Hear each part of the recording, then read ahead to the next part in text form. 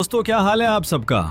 भारत और इंग्लैंड के बीच हेडिंग्ले में चल रहे पहले टेस्ट मैच में ये क्या चल रहा है? जसप्रीत बुमराह और प्रसिद्ध कृष्णा ने अपने चमत्कार से इंग्लैंड को पहली पारी में 465 रनों पर रोक दिया, लेकिन दूसरी पारी में टीम इंडिया की शुरुआत अच्छी नहीं रही। यशस्वी जायसवाल तो सिर्फ 4 रन बना के आउट हो गए। फिर केएल राहुल और साई सुदर्शन ने मोर्चा संभाला और मैच को रोमांचक बनाए रखा। पूरे दिन का रोमांच और तनाव देखने लायक था। अब रुकिए मत, क्योंकि आगे की हाईलाइट्स और भी दिलचस्प होने वाली है। हम आपको दिन की पूरी हाइलाइट्स दिखाने जा रहे हैं, तो वीडियो को आखिर तक देखना बिल्कुल मत भूलना। हाँ दोस्तों, आज का लाइक टारगेट रखा है सिर्फ 1000 लाइक्स का, तो प्लीज लाइक करना ना भूलें। दोस्तों, भारत और इंग्लैंड के बीच खेले जा रहे पहले टेस्ट मैच का तीसरा दिन समाप्त हो चुका है, लेकिन ये सिर्फ दिन का अंत नहीं था। ये था एक ऐसी कहानी का सिरा जिसमें रोमांच, निराशा, गर्व और चेतावनी सब कुछ मौजूद था। एक ऐसा दिन जो भारतीय क्रिकेट प्रेमियों के लिए गर्व और गलतियों दोनों की मिसाल बन गया। जिस उम्मीद के साथ भारत मैदान पर उतरा था, शायद वैसी वापसी पूरी तरह नहीं हुई, लेकिन हाँ, कुछ पलों में ऐसा भी लगा जैसे टीम इंडिया इंग्लैंड की जड़ें हिला देगी, और कुछ पलों में ऐसा लगा जैसे कैच छूटते ही मुकाबला हाथ से निकल रहा है। तो आइए विस्तार से समझते हैं तीसरे दिन क्या क्या घटा और क्यों ये दिन भारत के लिए एक सीख भी बन गया। तीसरे दिन की शुरुआत हुई इंग्लैंड के स्कोर के साथ। 3 विकेट के नुकसान पर 209 रन। दूसरे दिन तक भारत को 3 सफलताएं मिल चुकी थी। जैक क्रॉली, जो रूट और बेन डकेट को पवेलियन भेजकर भारत ने मुकाबले में पकड़ बनाई थी, लेकिन अब तीसरे दिन की पहली ही गेंद से उम्मीद थी कि भारतीय गेंदबाज इस इंग्लिश पारी को जल्द समेटेंगे। क्रिकेट में कहते हैं, कैच पकड़ो तो मैच पकड़ो, लेकिन अगर कैच छोड़ दोगे तो मैच भी हाथ से फिसलेगा, और यही हुआ। जैसे जैसे दिन आगे बढ़ा, भारत की युवा टीम से एक के बाद एक कैच छूटे, बिल्कुल साफ दिख रहा था। गेंदबाजों ने कोशिशों में कोई कसर नहीं छोड़ी, लेकिन फील्डर्स ने उनका साथ नहीं निभाया। हैरी ब्रूक, जो शुरुआत में थोड़ा अस्थिर दिख रहे थे, उन्हें 2-2 बार जीवनदान मिला। हर कैच छूटने के बाद मैदान पर हलचल, कप्तान का झल्लाना और गेंदबाजों का हताश चेहरा, ये सब इस बात का संकेत दे रहा था कि भारत को भारी कीमत चुकानी पड़ सकती है। लेकिन फिर 52वें ओवर की पहली गेंद पर प्रसिद्ध कृष्णा ने एक चतुर चाल चली। उन्होंने ओली पॉप को शॉर्ट लेंथ की गेंद डाली, गेंद हवा में उठी और ऋषभ पंत ने कैच लपक लिया। भारत को मिली चौथी सफलता और इंग्लैंड का स्कोर हो गया 225 रन पर 4 विकेट। इस विकेट से भारत ने थोड़ी राहत की सांस ली, लेकिन ये राहत क्षणिक थी। अब हैरी ब्रूक का साथ निभाने के लिए मैदान पर आए कप्तान बेन स्टोक्स। उनका अंदाज थोड़ा शांत था, रन रेट धीमा हुआ, लेकिन साझेदारी बन रही थी। लगभग 15 ओवर तक ये दोनों टिके रहे और ऐसा लगने लगा कि इंग्लैंड अब फिर से संभलने लगा है। लेकिन फिर आई 65वें ओवर की 5वीं गेंद और मैदान पर बजी तालियां। मोहम्मद सिराज ने एक सुंदर लेंथ की गेंद डाली। बेन स्टोक्स ने हल्का सा शॉट खेला, गेंद उनके बल्ले का बाहरी किनारा लेकर ऋषभ पंत के दस्तानों में समा गई। इंग्लैंड को लगा 5वां झटका। स्कोर 276 पर 5 विकेट। यहाँ से लगने लगा कि शायद इंग्लैंड 320 या 330 रन तक ही जा पाएगी, लेकिन यहाँ से शुरू होती है हैरी ब्रूक की वह पारी जिसे आने वाले समय में याद रखा जाएगा। हर ओवर में वो सधी हुई बल्लेबाजी कर रहे थे, चौके लगाए, स्ट्राइक रोटेट की और दबाव को पूरी तरह से खुद पर लिया। भारत ने उन्हें आउट करने की हर कोशिश की। ऑफ स्टंप के बाहर गेंद, बाउंसर, यॉर्कर, स्लोअर गेंद, लेकिन ब्रूक जैसे एडिक्ट थे। अब उनके साथ थे जिमी स्मिथ, जिन्होंने गेंदबाजों के बीच झूलते हुए मात्र 52 गेंदों में 40 रन ठोक दिए। उन्होंने लगाए 5 चौके और एक शानदार छक्का। दोनों ने मिलकर बनाई 73 रन की साझेदारी और स्कोर हो गया 349 पर 6 विकेट। यहाँ तक कि प्रसिद्ध कृष्णा ने जिमी स्मिथ को आउट किया, लेकिन तब तक वो अपना काम कर चुके थे। अब मैदान पर हर किसी की नजर थी हैरी ब्रूक पर, क्योंकि वो खेल रहे थे 99 रन पर। बस 1 रन और उनका शतक पूरा हो जाता। लेकिन इसी मोड पर प्रसिद्ध कृष्णा ने वो गेंद फेंकी जिसने इतिहास रोक दिया। शार्दुल ठाकुर ने शानदार कैच लिया और हैरी ब्रूक ने 99 रन पर आउट हो। भारत को मिली 7वीं सफलता,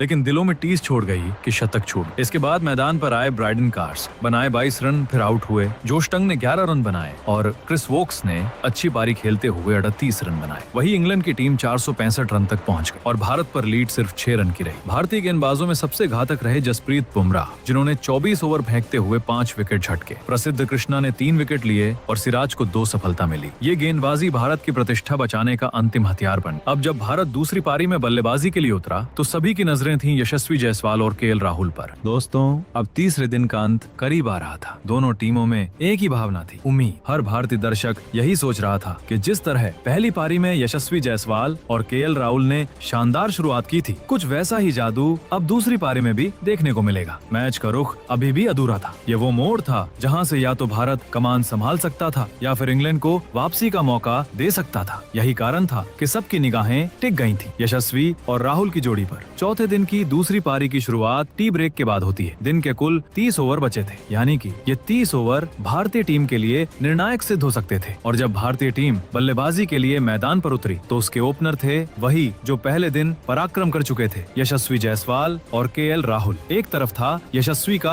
आक्रामक अंदाज और दूसरी ओर राहुल का संयमित अनुभव। दोनों की जोड़ी से उम्मीदें थी बड़ी साझेदारी की, मैच को भारत के पक्ष में मोड़ने की और इंग्लैंड के गेंदबाजों को थका देने की। लेकिन क्रिकेट जनाब, ये सिर्फ आंकड़ों का खेल नहीं होता। यहाँ कभी कभी एक गेंद, एक क्षण सब कुछ बदल देता है। जैसे ही खेल आगे बढ़ा, इंग्लैंड ने अपने सबसे उभरते गेंदबाज ब्रायडन कार्स को आक्रमण पर लगाया और उन्होंने एक ऐसा स्पेल शुरू किया जिसने भारत की उम्मीदों को एक झटका दिया और वो झटका था यशस्वी जायसवाल का विकेट। चौथे ओवर की पहली गेंद, हार्ड लेंथ, ऑफ स्टंप से थोड़ी बाहर, तेज गति। जायसवाल कंफ्यूज हो गए, खेलें या छोड़े, और यही पल उनके आउट होने की वजह बन गया। गेंद ने बल्ले का बाहरी किनारा लिया और सीधा विकेट कीपर जिमी स्मिथ के दस्तानों में समा गई। पूरा स्टेडियम स्तब्ध। भारत को लगा पहला बड़ा झटका। यशस्वी जायसवाल, जिन्होंने पहली पारी में 101 रन बनाए थे, अब मात्र 11 गेंदों में 4 रन बनाकर पवेलियन लौट गए। अब क्रीज पर आए साई सुदर्शन। पहली पारी में उन्होंने अपने डेब्यू टेस्ट में खाता भी नहीं खोला था, लेकिन इस बार पहली ही गेंद पर उन्होंने जो चौका जड़ा, उसने सबको ये बता दिया कि आज वो कुछ और लेकर आए हैं। उनके शॉट में आत्मविश्वास था। तीसरे दिन की शुरुआत में इंग्लैंड की टीम में जो जोश और ऊर्जा नजर आ रही थी, वो हर गुजरते ओवर के साथ थोड़ी थोड़ी करके फीकी पड़ने लगी। मैदान पर खिलाड़ियों की बॉडी लैंग्वेज में थकान दिखने लगी और फील्डिंग में वो शुरुआती चपलता कहीं खोती नजर आई। क्रिकेट सिर्फ ताकत और तकनीक का खेल नहीं, ये एक मानसिक युद्ध भी है और इस दिन के सबसे अहम हिस्से में केएल राहुल ने यही साबित किया। राहुल ने अपनी बल्लेबाजी में गहराई और धैर्य दिखाया। उन्होंने तेज शॉट्स के बजाय गेंदबाजों को थकाने का रास्ता चुना। धीरे धीरे रन बनाते हुए उन्होंने फील्ड को फैलवाया, स्ट्राइक रोटेट की और इंग्लिश गेंदबाजों को एक गहरी मानसिक परीक्षा में डाल दी। कवर ड्राइव हो, लेग ग्लैंस या सीधा डिफेंस, राहुल की बल्लेबाजी किसी क्रिकेट मैनुअल की तरह लग रही थी, सजीव, संतुलित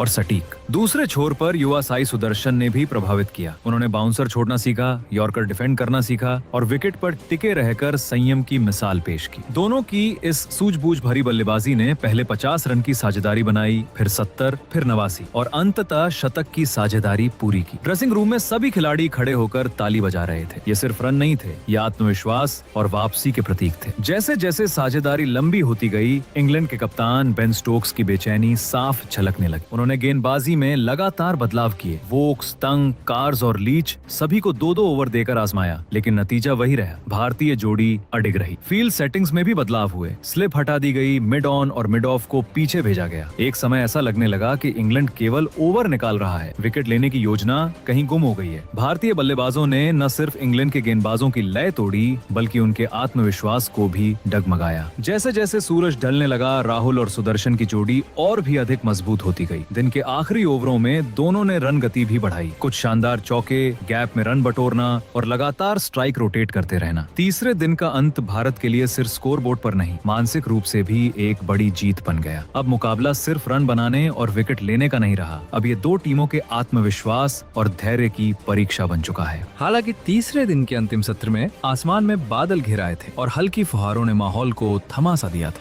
लेकिन भारतीय खिलाड़ियों के इरादों में रत्ती भर भी कमी नहीं आई। बारिश की बूंदें जरूर जमीन को छू रही थीं, लेकिन भारतीय उम्मीदें वो तो आसमान को चीरने को तैयार थीं। तीसरे दिन का आखिरी सत्र हल्की हल्की बारिश के साथ शुरू हुआ। मैदान की घास भीगने लगी और अंपायरों को खेल रोकना पड़ा। खिलाड़ी वापस पवेलियन लौटे। कमेंटेटर्स कह रहे थे शायद आज का खेल अब आगे न बढ़ सके, मगर भारतीय टीम का हौसला बारिश से बड़ा था। खिलाड़ियों की आंखों में साफ दिख रहा था, हम तब तक वापस नहीं लौटेंगे जब तक एक और मोर्चा न फतह कर लें। और यही हुआ।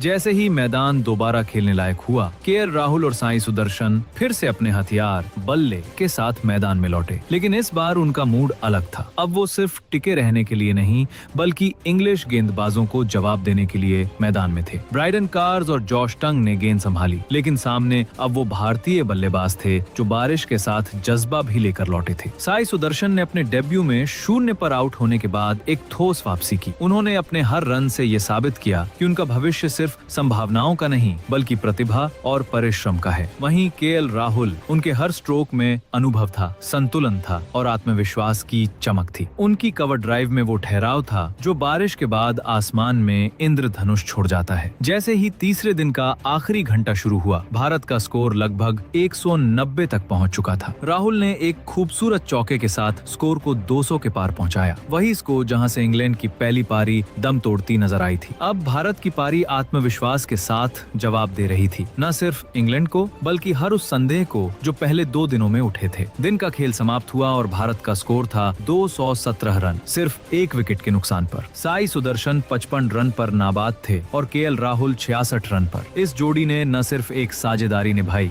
बल्कि भारत की पारी को एक नई दिशा दी। इंग्लैंड की उम्मीदें अब धीरे धीरे धुंध में खोने लगी थीं और ये तो सिर्फ शुरुआत है। कप्तान शुभमन गिल अब भी क्रीज पर उतरने को तैयार हैं। ऋषभ पंत जिनके स्ट्रोक्स तूफान की तरह आते हैं अब भी बाकी हैं और करुण नायर जिन्होंने इतिहास में 13 शतक लगाया है अब भी अपने बल्ले को मौका देने का इंतजार कर रहे हैं। यानी भारत की असली आंधी अब भी आने को तैयार है। अब सवाल आपसे, केएल राहुल की इस क्लासिक पारी को आप 10 में से कितने अंक देंगे? साई सुदर्शन की ये वापसी डेब्यू पर आपको कितनी प्रेरणादायक लगी? क्या भारत की बढ़त कल यानी चौथे दिन 300 रन से ज्यादा हो सकती है? कमेंट करके जरूर बताइए। अगर ये वीडियो आपको प्रेरित करता है तो लाइक और शेयर करें और अगर आप चैनल पर नए हैं तो सब्सक्राइब जरूर करें और बेल आइकन दबाएं ताकि अगली बार क्रिकेट का हर रोमांच सीधे आप तक पहुंचे। जय